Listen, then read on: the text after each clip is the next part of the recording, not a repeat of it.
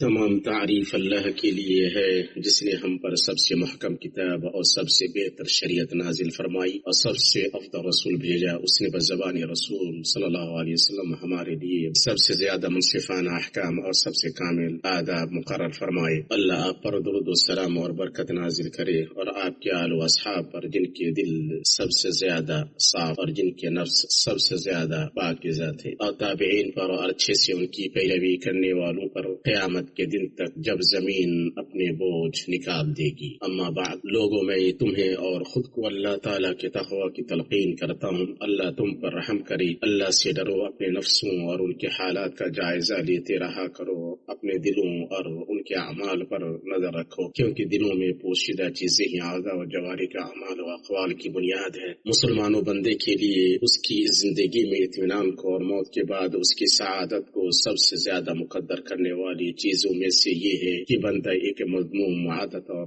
قبیح صفت کا حامل ہو، ایسی صفت جس سے سلیم فطرتیں متنفر ہوتی ہیں، صاف ستھرے نفوس ناگواری محسوس کرتے ہیں اور پاکیزہ عقلیں دن سے بالاتر ہے۔ وہ صفت حسد ہے، اور تمہیں کیا معلوم حسد کیا ہے؟ یہ خطرناک بیماری اور پھیلا ہوا شر ہے۔ جب بھی یہ بندے کے قلب و روح میں سرایت کرتا ہے تو اس کے سکون کو غارت کر دیتا ہے، اس کے خیالات کو پراگندہ کر دیتا ہے، اسے پریشانی اور غم کے گرداب میں اور کینہ و کپٹ کے بھور میں ڈال دیتا ہے۔ اللہ کے بندو، حسد دل کی یہ خطرناک بیماری ہے۔ یہ حاسد کے اس خواہش میں ظاہر ہوتی ہے کہ دوسرے سے نعمت چھن جائے۔ حاسد دو قسم کے ہوتے ہیں، ایک وہ ہے کہ حاسد قول یا فعل کے ذریعے اس کی کوشش کرے کہ وہ نعمت اس کے پاس منتقل ہو جائے، دوسرا وہ ہے جس کا مقصد اور جس کی تمنا یہ ہو کہ بندے سے وہ نعمت چلی جائے اگرچہ اس حاسد کو نہ ملے، اور یہ دونوں میں سب سے خبیث اور برا ہے۔ اس بیماری کی علامت اور نشانی یہ ہے کہ انسان کو یہ دیکھ کر برا لگے کہ اللہ کے بندے بھلائی اور نعمت میں ہیں۔ معاذ اللہ، جب حاسد دیکھی یا اس کے علم میں آئے یا اس کے کانوں میں پڑے کہ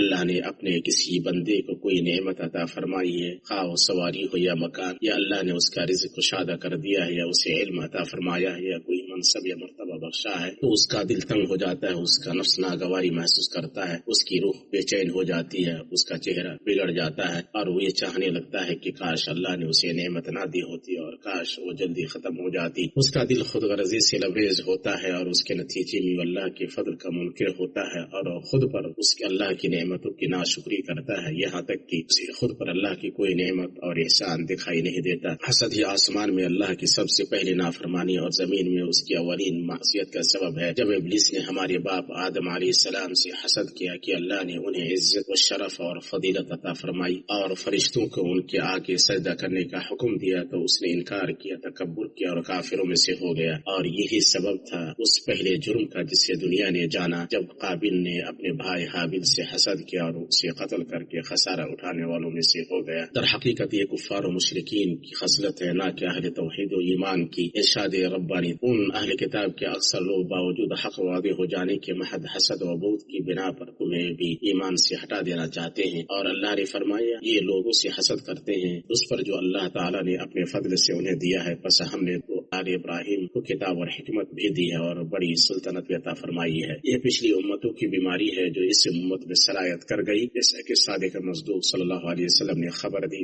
زبیر بن عوام رضی اللہ تعالیٰ عنہ سے روایت ہے کہ رسول اللہ صلی اللہ علیہ وسلم نے فرمایا، تم سے پہلے امتوں کی بیماری تم میں بھی سرایت کر گئی ہے، حسد اور بغض۔ یہ موڑنے والی چیز ہے، لیکن بال موڑنے والی نہیں بلکہ دین موڑنے والی ہے۔ قسم ہے ذات کی جس کے ہاتھ میں محمد صلی اللہ علیہ وسلم کی جان ہے، تم اس وقت تک کامل ایمان والے نہیں ہوگے جب تک آپس میں محبت نہ کرو۔ اور کیا میں تمہیں وہ چیز نہ بتاؤں کہ اگر تم اسے کرو تو آپس میں محبت کرنے لگو، اپنے درمیان سلام کو پھیلاؤ۔ اسے امام احمد اور ترمذی نے روایت کیا ہے۔ چونکہ صحیح سالم نفسوں میں یہ بیماری سنگین اور یہ وبا کبھی سمجھی جاتی ہے، اس لیے آپ پائیں گے کہ حاسد اپنے اندر پائے جانے والی اس مذموم خصلت کی توجیح اور جواز پیش کرتا ہے۔ جیسا کہ ابلیس نے کہا، اللہ نے فرمایا، اے ابلیس، تجھے اسے سجدہ کرنے سے کس چیز نے روکا جسے میں نے اپنے ہاتھوں سے پیدا کیا؟ کیا تو کچھ گھمنڈ میں آ گیا یا تو بڑے درجے والوں میں سے ہے؟ اس نے جواب دیا کہ میں اس سے بہتر ہوں، تو نے مجھے آگ سے پیدا کیا اور اسے مٹی سے بنایا ہے۔ حسد کی مذمت نبی کریم صلی اللہ علیہ وسلم کی سنت میں بہت سی احادیث میں آئی ہے۔ انس بن مالک رضی اللہ تعالیٰ عنہ سے روایت ہے کہ رسول اللہ صلی اللہ علیہ وسلم نے فرمایا، آپس میں بغض نہ رکھو، حسد نہ کرو، ایک دوسرے سے منہ نہ پھیرو، اللہ کے بندے بھائی بھائی بن جاؤ، اور کسی مسلمان کے لیے جائز نہیں کہ اپنے بھائی کو 3 دن سے زیادہ چھوڑ دے۔ متفق علیہ۔ ابن مسعود رضی اللہ تعالی عنہ نے فرمایا اللہ کی نعمتوں کے دشمن نہ بنو۔ پوچھا گیا کون اللہ کی نعمتوں کا دشمن بنتا ہے؟ کہا وہ لوگ جو دوسروں سے اللہ کے دیے ہوئے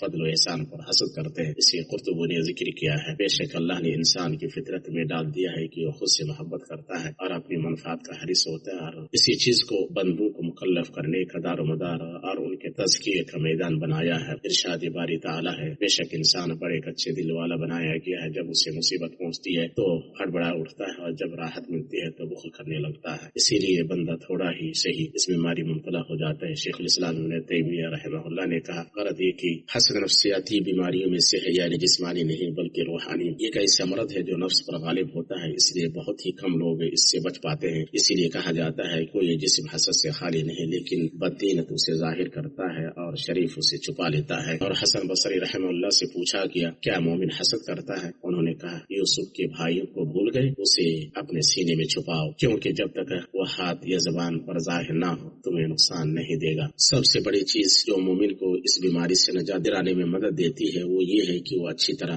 سمجھ لے کہ اس کے اندر کتنے نفسانی نقصانات، کتنے شریف خطرات اور آخرت میں اس پر مرتب ہونے والی کتنی سزائیں پوشیدہ ہیں۔ جب اللہ کے بندوں پر نعمت اور فضل بڑھتا ہے تو حاسد کے رنج و غم میں اضافہ ہو جاتا ہے۔ جیسے قرآن کہتا ہے اگر عقل مند ہو تو غور کرو، ہاں تم تو انہیں چاہتے ہو اور تم سے محبت نہیں رکھتے، تم پوری کتاب کو مانتے ہو نہیں مانتے، پھر محبت کیسی؟ یہ تمہارے سامنے تو اپنے ایمان کا اقرار کرتے ہیں لیکن تنہائی میں مارے غصے کی انگلیاں چباتے ہیں۔ کہہ دو کہ اپنے غصے ہی میں مر جاؤ، اللہ تعالیٰ دلوں کے راز کو بخوبی جانتا ہے۔ تمہیں اگر بھلائی ملے تو یہ ناخوش ہوتے ہیں، ہاں اگر برائی پہنچے تو خوش ہوتے ہیں۔ تم اگر صبر کرو اور پرہیزگاری کرو تو ان کا مکر تمہیں کچھ نقصان نہ دے گا، اللہ تعالیٰ نے ان کے اعمال کا احاطہ کر رکھا ہے۔ اسی طرح حاسد دراصل اللہ تعالیٰ کی مشیت اور رضا کے معارض ہوتا ہے، گرچہ اسے شور نہ ہو۔ وہ اپنی زبان حال سے کہتا ہے اے رب تو نے فلاں کو کیوں نعمت دی، جیسے قرآن میں ہے، اور کہنے لگی قرآن ان دونوں بستیوں میں سے کسی بڑے آدمی پر کیوں نازل کیا؟ کیا آپ کے رب کی رحمت کو تقسیم کرتے ہیں؟ ہم نے ہی ان کی زندگانی دنیا کی روزی ان میں تقسیم کی ہے اور ایک کو دوسرے سے بلند کیا ہے تاکہ ایک دوسرے کو ماتحت کر لے، اسے یہ لوگ سمیٹے پھرتے ہیں، اس سے آپ کے رب کی رحمت بہت ہی بہتر ہے۔ حقیقت میں حسد یہ ہے کہ حاسد اپنے آپ کو مخلوقات کے بارے میں اور وہ جس سے خیر کے مستحق ہے اس کے بارے میں اللہ سے زیادہ جاننے والا سمجھتا ہے۔ ارشاد ربانی ہے اور جب ان کو کوئی آیت پہنچتی ہے تو یوں کہتے ہیں کہ ہم ہرگز ایمان نہ لائیں گے جب تک کہ ہم کو بھی ایسی چیز نہ دی جائے جو اللہ کے رسولوں کو دی جاتی ہے۔ اللہ یہ خوب جانتا ہے کہ کہاں وہ اپنی پیغمبری رکھے۔ جو اس بیماری میں مبتلا ہے وہ یہ جان لے کہ وہ اللہ کے فیصلے میں کوئی تبدیلی نہیں لا سکتا اور اللہ کے فضل اور اس کے بندوں کے درمیان حائل نہیں ہو سکتا۔ جیسے کہ قرآن میں اللہ تعالیٰ جو رحمت لوگوں کے لیے کھول دے تو اس کا کوئی بند کرنے والا نہیں، اور جس کو بند کر دے سو اس کے بعد اس کا کوئی جاری کرنے والا نہیں، اور وہی غالب حکمت والا ہے۔ اور فرمایا اور اگر تجھ کو اللہ تعالیٰ کوئی تکلیف پہنچائے تو اس کا دور کرنے والا سوائے اللہ کے اور کوئی نہیں، اور اگر تجھ کو اللہ تعالیٰ کوئی نفع پہنچائے تو ہر چیز پر پوری قدرت رکھنے والا ہے، اور وہی اللہ اپنے بندوں کے اوپر غالب ہے، برتر ہے، اور وہی بڑی حکمت والا پوری خبر والا ہے۔ بندہ یہ بھی جان لے کہ اس حسد پر مواخذہ اور محاسبہ ہو جو دلوں میں گھر کر جائے اور جسے نفس سے امارہ پسند کرے۔ ارشاد ہے آسمان اور زمینوں کی ہر چیز اللہ تعالیٰ ہی کی ملکیت ہے، تمہارے دلوں میں جو کچھ ہے اسے تم ظاہر کرو یا چھپاؤ، اللہ تعالیٰ اس کا حساب تم سے لے گا، پھر جسے چاہے بخشے اور جسے چاہے سزا دے، اور اللہ تعالیٰ ہر چیز پر قادر ہے۔ حسد بندوں کی نیکیوں کو مٹانے اور ختم کرنے والی سب سے سنگین مصیبتوں میں سے ہے۔ ابو رضی اللہ تعالیٰ عنہ سے روایت ہے کہ رسول اللہ صلی اللہ علیہ وسلم نے فرمایا تم حسد سے بچو، اس لیے کہ حسد نیکیوں کو ایسے ہی کھا جاتا ہے جیسے آگ سوکھی لکڑی کو کھا جاتی ہے۔ اسے ابو داؤد وغیرہ نے روایت کیا ہے۔ اللہ کے بندو یہ حسد کے قبیل سے نہیں کہ بندہ دوسروں کے پاس موجود جو نعمت و خیر کی تمنا کرے بغیر اس تمنا کی کہ دوسرے کی نعمت چھن جائے، یہ رشک ہے جیسا کہ اہل علم نے کہا، اور آپ صلی اللہ علیہ وسلم کے جیسے قول میں حسد سے یہی مراد ہے۔ حسد یعنی رشک دو چیزوں میں ہے، ایک ایسا آدمی جسے اللہ نے مال دیا ہو اور اسے حق کی راہ میں خرچ کرتا ہو، اور ایک ایسا آدمی جسے اللہ نے حکمت دی اور وہ اس